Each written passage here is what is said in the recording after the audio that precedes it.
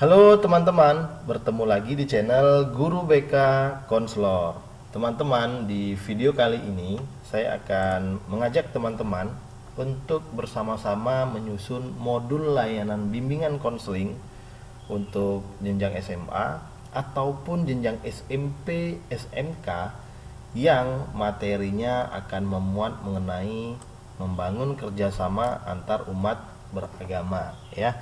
Jadi ini bisa digunakan untuk SMP atau MTS, SMA atau MA ataupun SMK. Mengingat program bimbingan dan konseling, kemudian materi-materi layanan yang akan diberikan berdasarkan asesmen.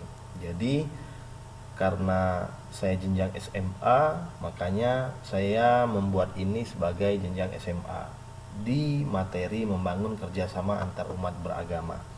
Nah, kemudian teman-teman, modul yang akan kita buat ini ya terdiri dari materi ya,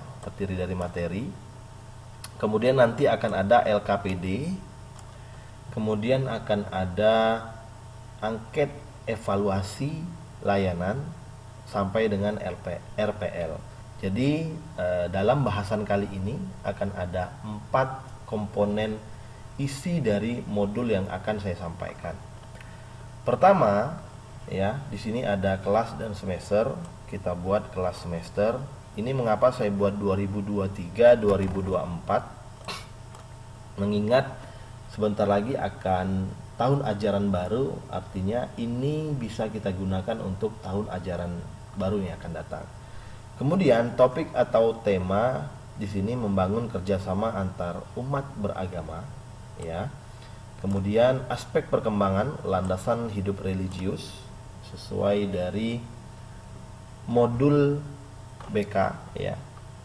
Kemudian CL-nya, capaian layannya, menerapkan pengetahuan keberagamaan atas dasar keyakinan yang dimiliki secara konsisten melalui sikap dan perilaku sehari-hari. Kemudian fase, karena ini SMA jadi dia fase E. Kemudian bidang ini bidang pribadi ya. Ini salah ketik ya, pribadi. Oke, untuk materi ini saya dapat dari internet teman-teman ya. Jadi saya mencari materinya dari internet, kemudian saya cocokkan dengan keadaan sekolah saya. Nah, sudah kita buat materinya. Ini banyak subbabnya teman-teman. Sampailah kita ke sumber. Nah, saya mengambil sumbernya dari sini. Alangkah baiknya jika sumber itu lebih dari satu teman-teman ya, sehingga memperkaya pemahaman dari materi yang kita bahas, yaitu membangun kerjasama antar umat beragama ya. Di sini membahas tentang toleransi, kemudian membahas tentang kerjasama antar umat beragama itu sendiri. Materi sudah, kemudian kita lanjut ke LKPD, di mana LKPD ini bisa dalam bentuk hard, ya, bisa dalam bentuk hard yang kita bagikan kepada siswa-siswi kita di setiap akhir proses bimbingan di dalam kelas. Identitas terdiri dari nama siswa, kelas, hari tanggal, judul materi, tujuan, kemudian pemberi layanan siapa. Kemudian bahan alat dan metode, bahan dan alat kertas, buku, pena, dan HP Android jika dibutuhkan. Nah, biasanya ini ditambahkan dengan LCD ataupun infocus seperti itu. Metode offline ataupun bisa dibuat metode ceramah atau diskusi ataupun dengan metode konseling lainnya ya yang biasa teman-teman gunakan. Kegiatan atau latihan pemahaman peserta didik terhadap materi layanan. Nah, di dalam LKPD ini ya, di sini akan ada beberapa pertanyaan yang ingin mengungkapkan bagaimana pelaksanaan layanan ini dilaksanakan. Di mana satu, bagaimana pemahaman Ananda terhadap materi yang disampaikan guru BK. Di sini dibuat secara deskripsi panjang oleh siswa-siswi kita. Kemudian analisis faktor internal dan faktor eksternal yang sudah disampaikan oleh guru BK. Jelaskan berdasarkan pengalaman Anda selama ini. Nah, artinya siswa kita minta untuk menganalisis dari apa yang sudah disampaikan, dari materi yang disampaikan. Kemudian ya, buatlah kesimpulan dari materi yang disampaikan oleh guru BK sehingga ada feedback yang terjadi ketika guru BK menyampaikan materi kepada siswa. Ini yang kedua, yaitu LKPD.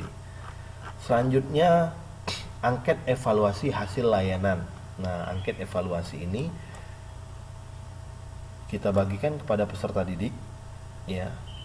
Idealnya setelah selesai melaksanakan layanan di dalam kelas.